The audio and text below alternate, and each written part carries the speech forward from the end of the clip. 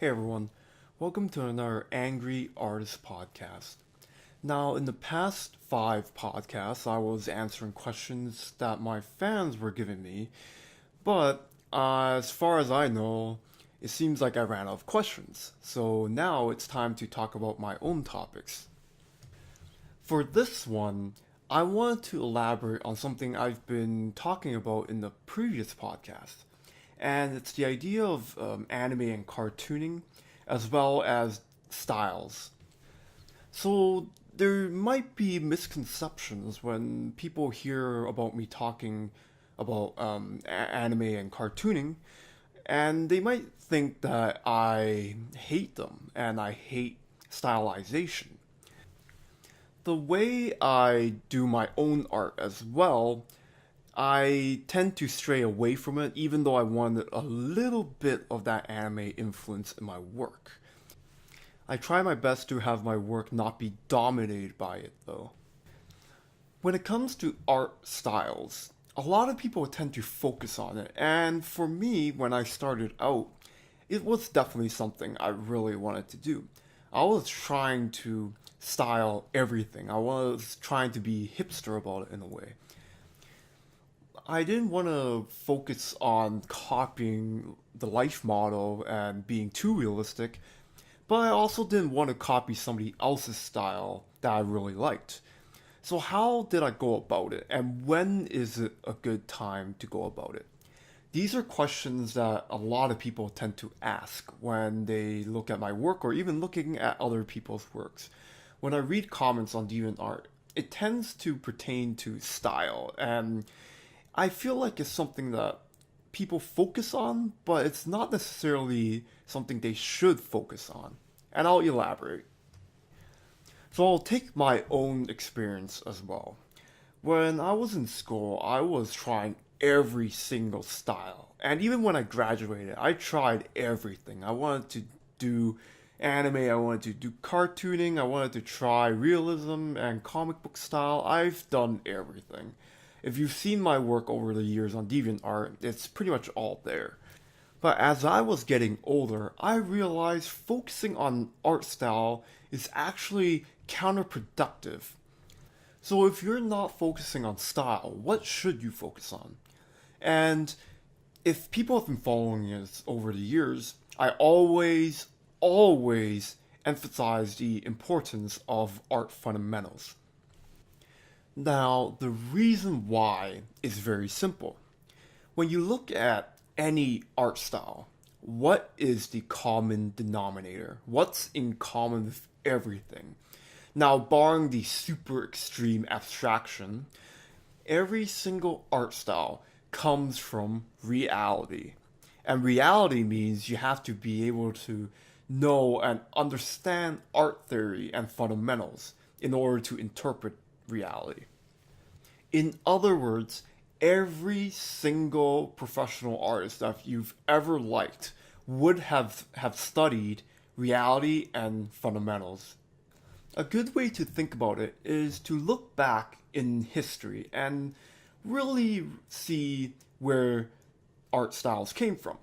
So, for example, if I were to look into anime, a lot of people would look at Osamu Tezuka, or the creator of Astro Boy, better known as. Now, when he was creating that style, he had to look into Disney and really his own interpretation of life as well. Now, even if we take away that life part, which we could assume maybe he didn't look into reality that much, maybe he didn't study that much of fundamentals. Now, look at Disney. Where did Disney come up with the whole Mickey Mouse style and the way they move and all the proportions and distortions? Every single part of their cartooning comes from their understanding of reality. And when you understand reality and interpret it in your own way, you end up with styles such as the Disney style. Because they created style out of nowhere, seemingly, where their style back then is technically original, the only way they could have created it was through understanding and interpreting reality. Now, I'm sure it's hard to believe, and I know it's a tendency for a lot of people to look into established style and really trying to copy it and study how the heck it works. Now, I won't stop you from doing that, and I know a lot of people who want to really learn from that and just want to do it as a hobby. However, if you want to take it to the next level where you have to create your own original style, the most counterproductive thing and harmful thing you can do to your own work is to try to copy somebody else's style before you understand how to interpret reality. When we look at the best anime art in the industry today, let's say we look at the Studio Trigger stuff, so Little Witch Academia, there's Kill la Kill. I am sure their way of understanding movement is by understanding how people move in real life. So, what I'm really trying to say is your honesty will come through. There is a world of difference between somebody who is copying a style and to somebody who understands it. And that's really the key and the point I'm trying to make in this podcast. This leads me to my next discussion.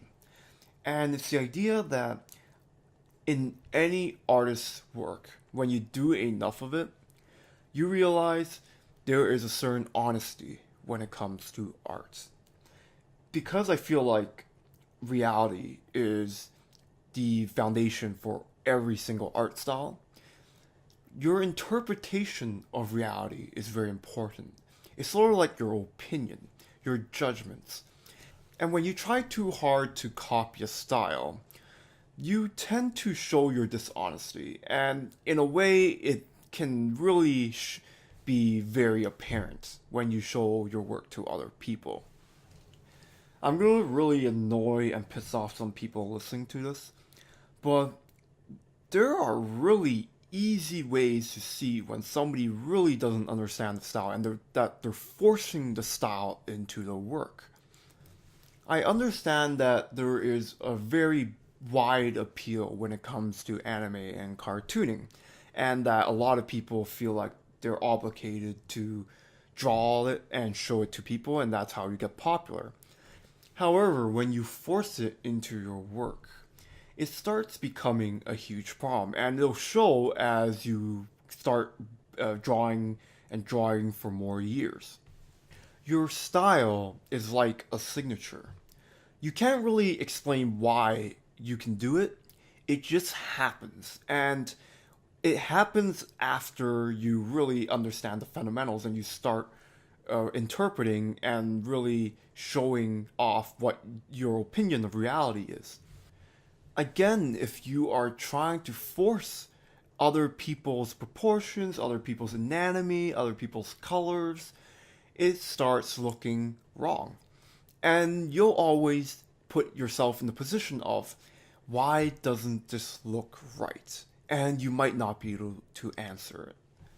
When you try to think way too hard, and when you try to control your movements way too much, it starts looking very unnatural. And I don't know how many people listening to this experienced this before, but certainly for me, it is a huge problem.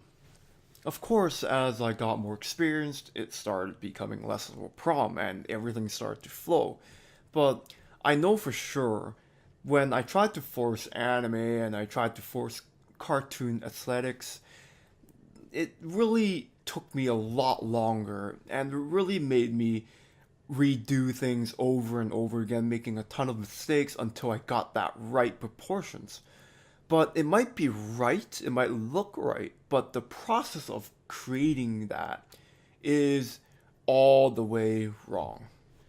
So, to conclude, I want to really drive home the point. Art style is something you don't have to focus on. You just have to keep improving, and eventually you start to have opinions and you start to feel like, hey, something seems to work, and you might be like, hey, some other things might not fit in my work. And you start to mix and match until you get something that's truly original to you. You don't really have to think about it. People will know when you're showing your natural style and that you really understand how to do art. And that's really the important thing. Especially in the age of the internet, you will have your art appreciated as long as it's really good and honest. We can't forget about that. And trust me when I say this, people really can see whether you are doing your natural style or not. It's sort of like lying. You get a hunch when somebody is lying to you and when somebody's telling the truth. Now, of course, there are some really good liars and some horrible truth tellers, but those are the exceptions. Similar to how when you're talking, you have certain body languages, you move a certain way, and you tend to give off a certain feeling, and that might trigger people to think this person's lying or this person's telling the truth. There's a very similar version of that when it comes to art styles, and I can't really explain it. It just kind of shows. So, if you're listening to this, I try to promote the idea that you should always lean towards being yourself. And when you be yourself, people will appreciate you for it no matter what. Now, for those who made it to the end of this podcast, I want you to try something. Now, people might have noticed I draw a lot of fan art, and there's a particular reason why. I like doing fan art because it's a good exercise as a way to interpret existing franchises in your own vision. So, anybody who made it this far, try to draw your favorite franchises from gaming or otherwise, and really try to show your own colors, your own proportions, just your own natural voice and your opinions on the characters or environments or otherwise. You'll be surprised how much you'll learn about yourself when you really try your best to be yourself. And you might find it that, hey, your interpretation of Zelda or Overwatch might be very different from the original material. But you'll find that in its own way, it's special, and that's really something that will help you in the long run. I hope you enjoyed listening to this. If you found it helpful, if you have any questions, feel free to put comments down below. I am definitely reading it. I may not be replying to everything, but trust me, I really enjoy reading all the comments and their own experiences when it comes to art. Anyways, thank you for listening, and I'll see you next time.